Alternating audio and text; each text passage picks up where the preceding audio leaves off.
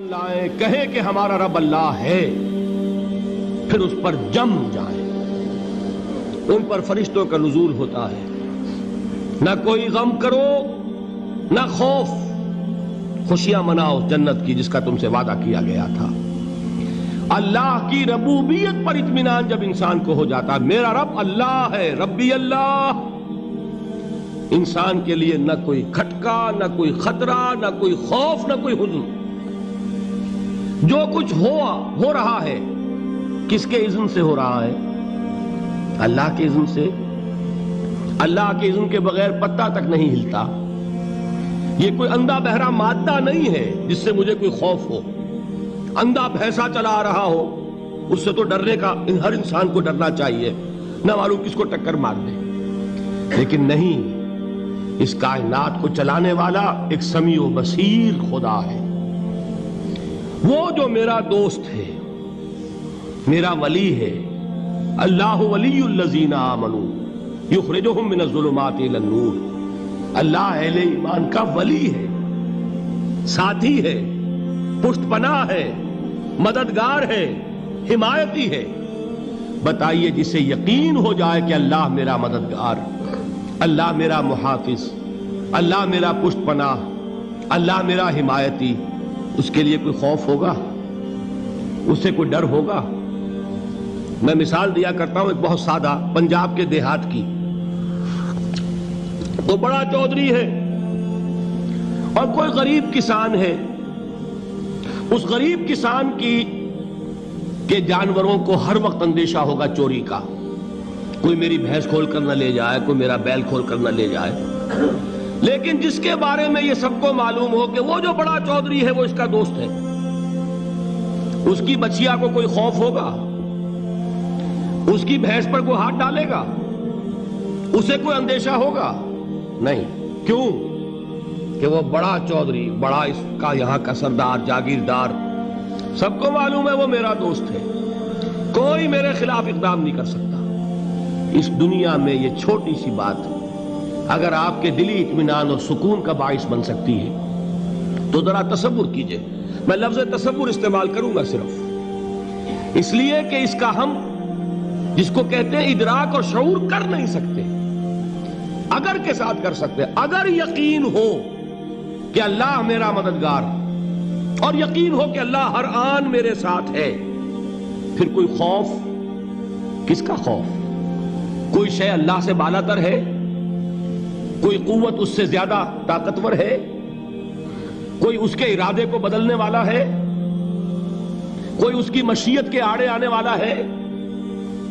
یہی بات ہے جو حضور نے فرمائی۔ یہ ایمان کا حاصل ہے لب لباب، کہ دیکھو اچھی طرح اس بات کو ذہن نشین کر لو، اگر تمام انسان مل کر تمہیں کوئی نقصان پہنچانا چاہے نہیں پہنچا سکتے مگر جو کچھ اللہ نے لکھ دیا ہو، اور تمام انسان مل کر تمہیں کوئی نفع پہنچانا چاہے نہیں پہنچا سکتے مگر وہ شے جو اللہ نے طے کر دی۔ آپ پھر میں کہوں گا ذرا طاری کیجئے، اسے فرض کیجئے، اسے سوچئے۔ اگر اس حدیث پر ہمارا دل ٹھکا ہوا ہو تو کسی سے ڈر ہوگا؟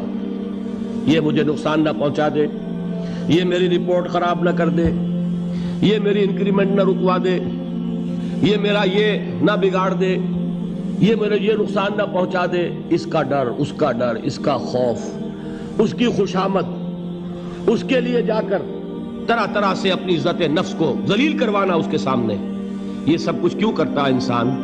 جب سمجھتا ہے کہ اس کے ہاتھ میں میرا کوئی نفع ہے، اس کے ہاتھ میں میرے لیے کوئی ضرر ہے، یہ مجھے کوئی غضب پہنچا سکتا ہے، یہ مجھے کوئی نقصان پہنچا سکتا ہے، یہ میرا کوئی کام بنا سکتا ہے، یہ میری کوئی ضرورت پوری کر سکتا ہے، اسی کا نام شرک ہے۔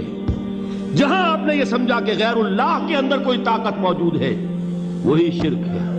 بتوں سے تجھ کو امیدیں، خدا سے نومیدی، مجھے بتا تو صحیح اور کافری کیا ہے؟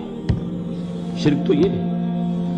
جس پر بھی تمہیں یہ خیال ہے، کلمہ ہے یہ کلمہ سوم، لا حول ولا قوت الا باللہ، ذرا اس پر دل کو کبھی اگر آپ تصور کریں، پھر فرض کریں، دل ٹھک جائے اس پر، کوئی طاقت نہیں۔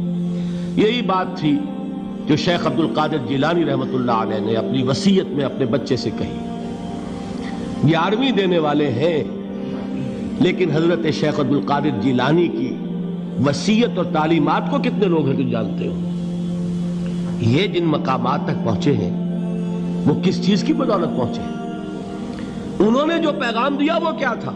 اے میرے بچے، جس طریقے سے قرآن مجید میں حضرت لقمان کی نصیحتیں جو ہے نقل کر دی گئی ہیں، میں یہ عرض کروں گا بالفرض اگر قرآن حضرت عبد القادر جیلانی کے بعد نازل ہوا ہوتا تو شیخ عبد القادر کی یہ نصیحتیں بھی قرآن میں درج ہوتی. اتنی اونچی نصیحتیں ہیں.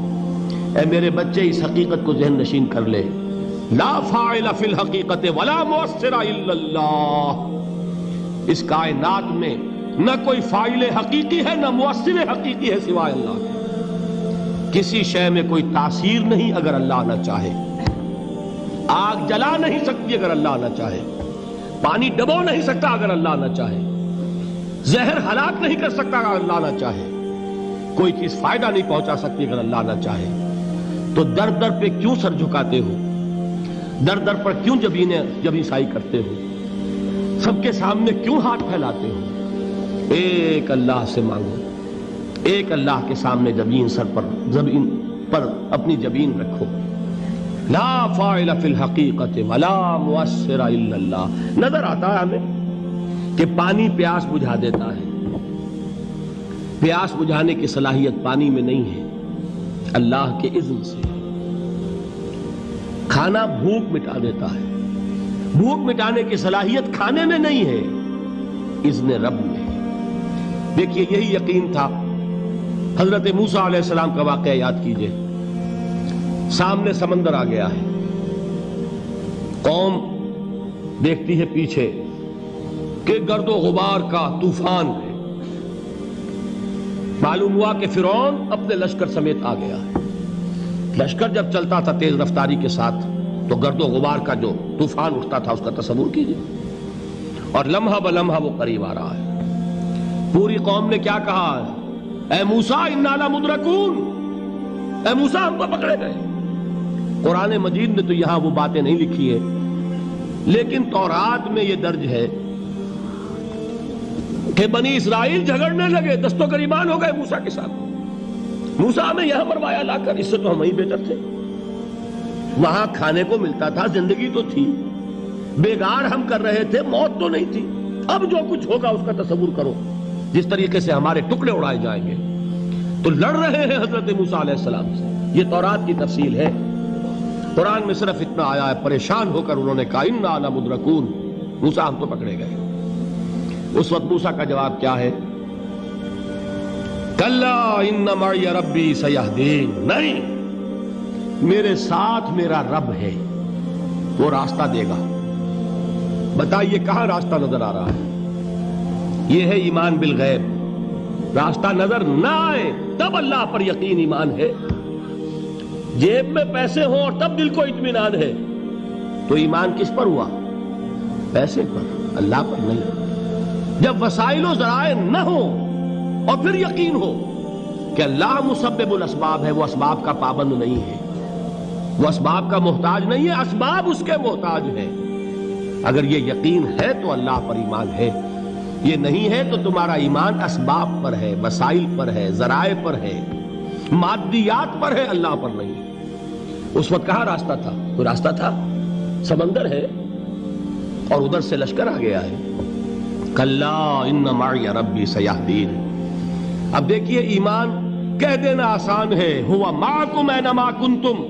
جہاں کہیں بھی تم ہوتے ہو اللہ تمہارے ساتھ ہوتا ہے. لیکن اس کا یقین قائم ہو جائے تو زمین و آسمان کا فرق واقع ہو جائے.